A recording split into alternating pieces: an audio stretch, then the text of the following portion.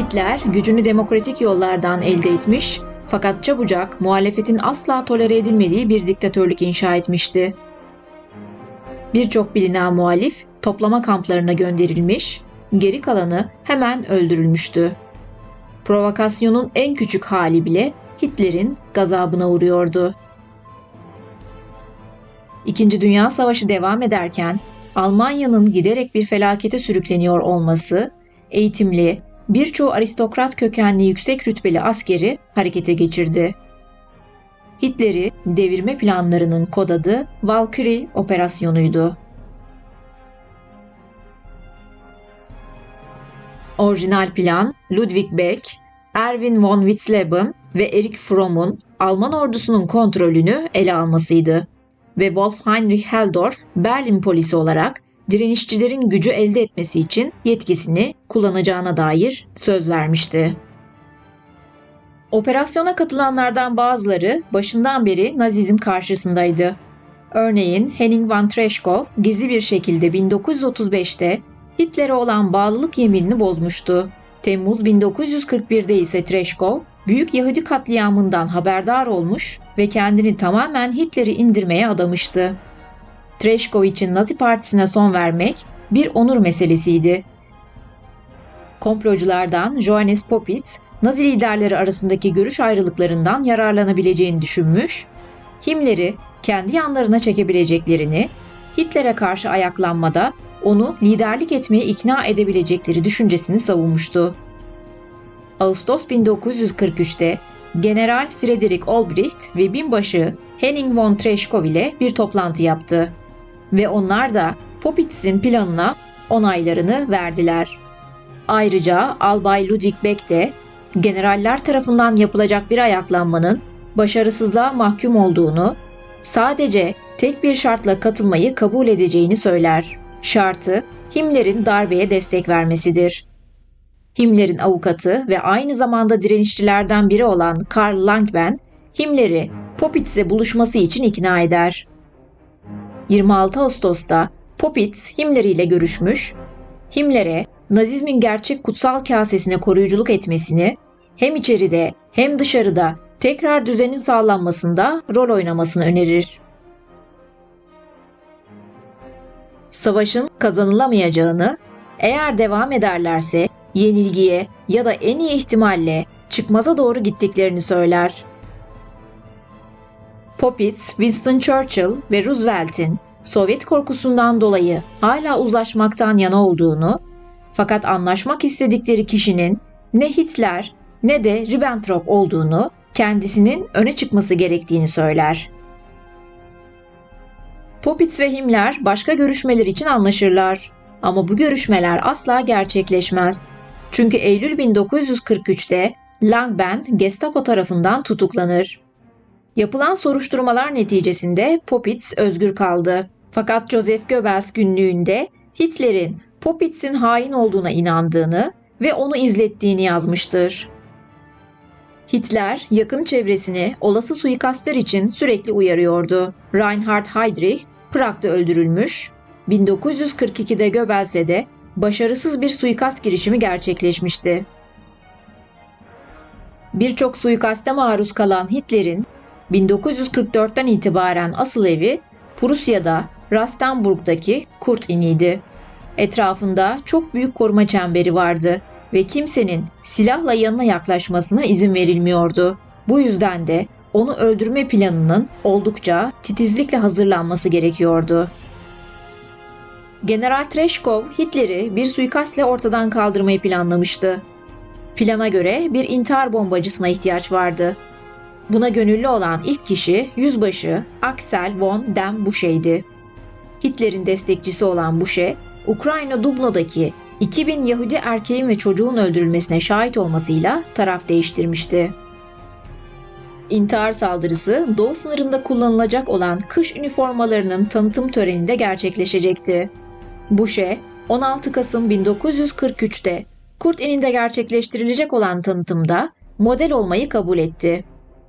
Üniformasını içinde saklayacağı bombayla Hitler'in üzerine atlayacak, onu yere yatırarak orada kalmasını sağlayacak ve bombanın patlaması gerçekleşecekti. Fakat üniformaları taşıyan trenin müttefikler tarafından bombalanmasıyla toplantı ertelendi.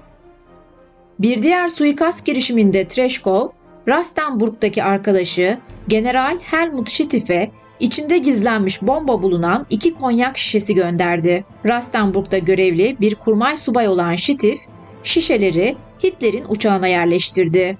Fakat bomba patlamadı. Schiffe, kellesini kurtarmayı ve sahte konyak şişesini tespit edilmeden önce almayı başardı. Genç bir albay olan Rudolf von Gersdorf, Hitler'in Berlin'deki müze açılışında kendisinin intihar bombacısı olarak kullanılmasını teklif etti. Gersdorf, bombaların zaman ayarını 10 dakika olarak belirlemişti. Fakat bu suikastte Hitler'in patlamaya 2 dakika kala müzeden ayrılmasıyla gerçekleşmedi. Valkyrie operasyonuna Ekim 1943'te Yarbay Klaus von Stauffenberg'de katıldı. Klaus von Stauffenberg 15 Kasım 1907'de Jettingen Kalesi'nde doğduğunda ailesinin atalarının geçmişi yaklaşık 600 yıl öncesine kadar takip edilebiliyordu. Stauffenbergler 13. yüzyıldan beri Alman aristokrasisinin üyeleriydi ve Katolik Güney'deki en etkili ailelerden biriydi. Genç Stauffenberg, soyluların bir üyesi olarak rolünü çok ciddiye aldı. Bir aristokratın gerçek görevinin ulusun ahlaki pusulası olarak hareket etmek ve yasalarını hem iç hem dış tehditlerden korumak olduğuna inanıyordu. Stauffenberg'ün atalarından ikisi Napolyon'un Prusya'dan atılmasına yardım etmişti ve bir diktatörle savaşırken oluşturdukları örnek torunlarının sonraki eylemleri üzerinde güçlü bir etkiye sahip oldu. Ülkesine hizmet etmek isteyen Stauffenberg 1926'da ailesinin geleneksel alayı olan Bamberg'deki 17. Süvari Birliği'nde Alman ordusuna katıldı. Birkaç yıl içinde teğmen rütbesine yükseldi. Hitler'in şansölye olarak atandığı yıl Nina ile evlendi. Nina, kocasını ne sadık bir Nazi destekçisi ne de muhafazakar olan bir şeytanın avukatı olarak hatırlıyordu. Stauffenberg ilk zamanlar Hitler'in iktidara yükselişini, Führer'in Almanya'nın Dünya Savaşı'ndan önceki eski gurur ve prestijini geri kazanmasına yardımcı olacağını düşündüğü için memnuniyetle karşıladı. Ancak 1934'teki Uzun Bıçaklar Gecesi'nden sonra Reich hakkında şüpheler duymaya başladı. O gece gücünü pekiştirmek için Hitler, kendisine yükselmesine yardım eden birçok kişiye ihanet etti ve onları şiddetli bir kan banyosuyla ortadan kaldırdı. Stauffenberg'ün 5 çocuğu vardı ve evinde Reich hakkında ne hissettiğini çocuklarından gizlemek için çok uğraşmıştı. Gerçek duygularını gösteremezdi. Çünkü bu çok tehlikeli olurdu. Çocuklar sırları açık eder. Stauffenberg'ü Hitler rejimiyle ilgili rahatsız eden ikinci olay, Kasım 1938'de yaşanan Kristal Gece olayıydı. Yahudileri hedef alan ve bir yıkım çılgınlığı olan Kristal Gece, Stauffenberg için Almanya'nın onuruna leke sürmüştü. 1943'te Genelkurmay'da operasyon subayı olarak 10. Panzer Tümeni'ne katılmak üzere Afrika'ya gönderildi. Almanya'nın gerçekçi bir zafer şansı olmadığını burada çabucak fark etti. Komutası altında daha fazla adamın ölmesini izlemek zorunda kalırken, Hitler'e durumun gerçeğini söylemeyi reddeden yüksek rütbeli subaylar karşısında hüsrana uğradı. Sol gözünden vuruldu ve cerrahlar sağ elinin yanı sıra sol elinin serçe ve yüzük parmaklarında kesmek zorunda kaldılar. Saha doktorları onun hayatta kalmasının pek olası olmadığını ve eğer bir mucize olur da hayatta kalırsa kesinlikle ömür boyu sakat kalacağını düşündüler.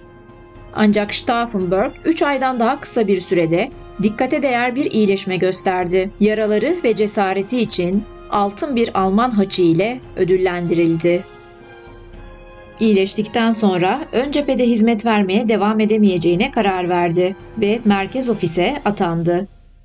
Hitler'in öldürülmesinin ülkenin geleceği için şart olduğunu düşünen Stauffenberg, gerçekleştirilen başarısız suikast girişimlerinden sonra işi bizzat kendisi yapmak için gönüllü oldu. Stauffenberg, Hitler'le ilk toplantısına 6 Temmuz 1944'te katıldı. Yanında bir bomba vardı fakat tam olarak nedeni bilinmese de o gün bir girişimde bulunmadı. Genel düşünce o sırada Heinrich Himmler ve Hermann Göring'in orada olmamasıdır. Aralarında Ludwig Beck'in de olduğu bazı komplocular Hitler'le beraber bu iki adamın da ölmesini istiyordu. Çünkü Hitler ölürse onların yönetimi ele geçireceklerini düşünüyorlardı.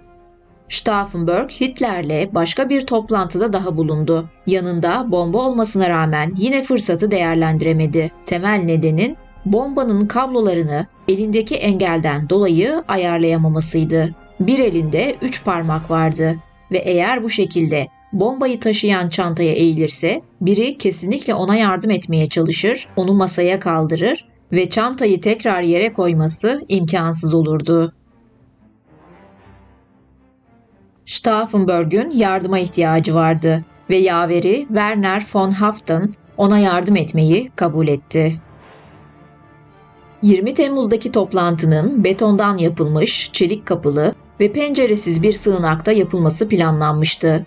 Böylece patlama içeride dar bir alanda kalacak, şarapnel parçaları kolaylıkla odadakileri öldürebilecekti. Fakat sıcak hava koşulları sebebiyle toplantı yeri sığınaktan, ahşaptan yapılmış, daha iyi bir hava sirkülasyonu olan toplantı odasına alındı. Odanın birçok penceresi, ahşap bir masası vardı. Bu da patlamanın etkisinin absorbe olup azalabileceğini gösteriyordu. Stauffenberg, toplantı yerinin değiştirilmesinin dezavantaja sebep olacağını bile bile iki bombanın yeterli olacağını düşünerek planına devam etti. Kurt inine vardığında üzerindekileri değiştirmek için müsaade isteyen Stauffenberg, yaveriyle bombayı hazırlarken toplantının başladığını haber vermek için bir erin kapıya vurması ile sadece bombalardan birini kurabildi, diğerini kuramadan yarım bırakmak zorunda kaldı. Bu da olabilecek etkiyi otomatik olarak yarıya indiriyordu.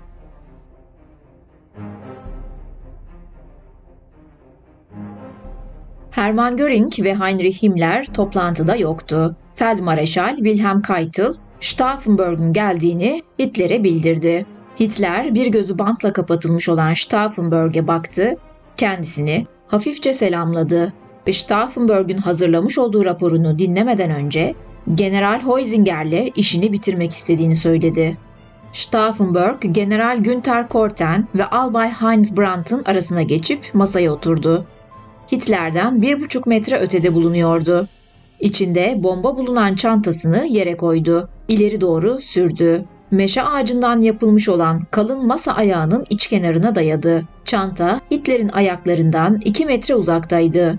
General Heusinger konuşmasına devam ediyor, masanın üzerindeki durum haritasında adı geçen yerleri gösteriyordu. Hitler'le subaylar da haritanın üzerine eğilmişler, bakıyorlardı.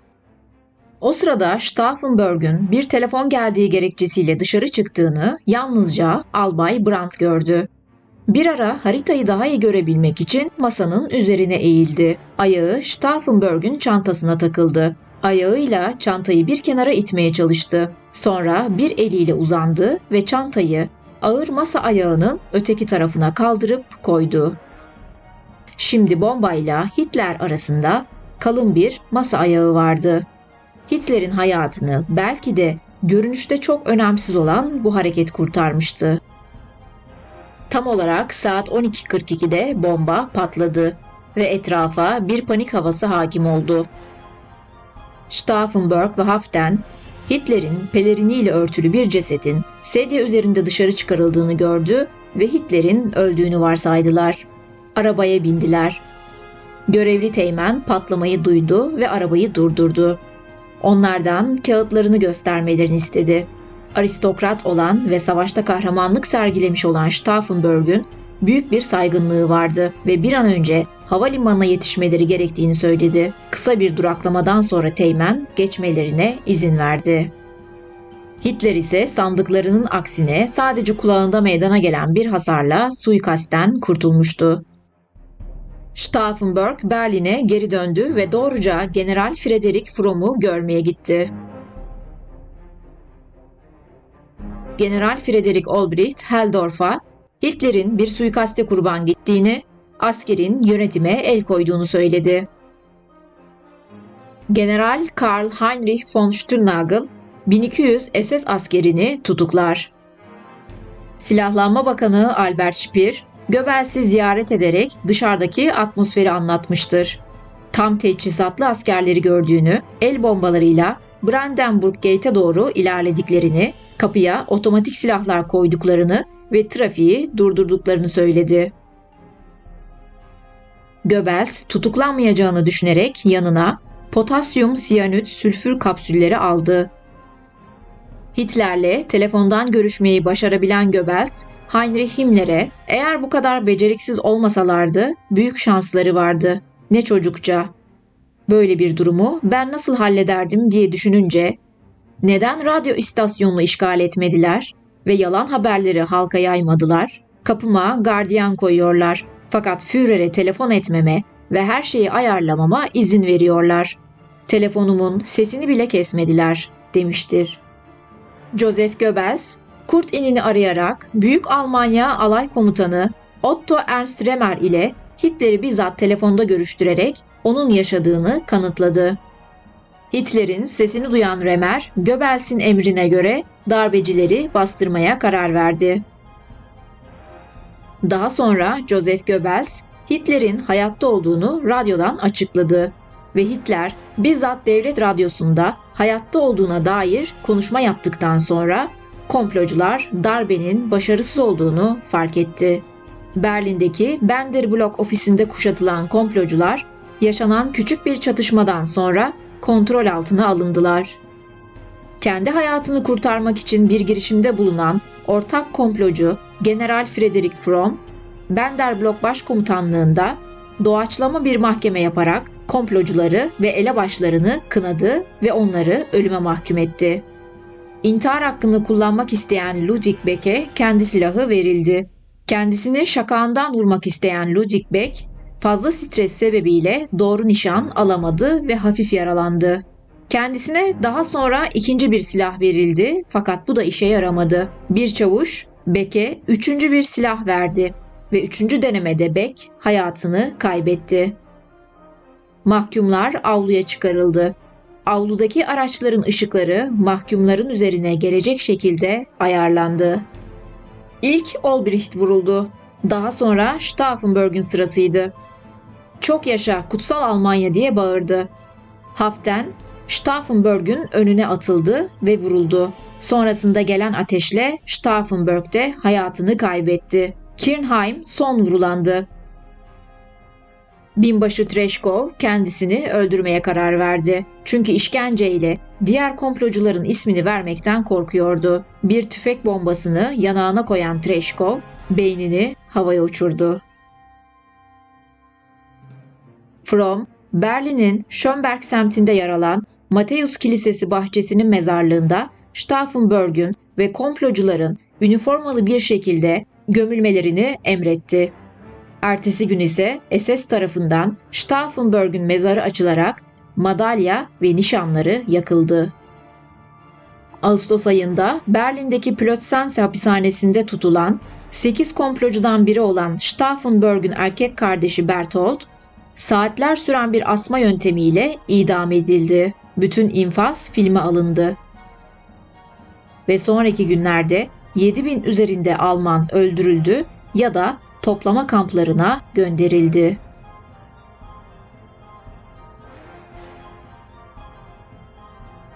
Stauffenberg'ün Berlin'deki eski ofisi savaştan sağlam çıktı ve bugün Alman direnişine adanmış bir müzeye ev sahipliği yapıyor. O ve komplocu arkadaşlarının idam edildiği avluda onurlarına dikilmiş bir anıt bulunuyor ve her yıl burada bir anma töreni düzenleniyor.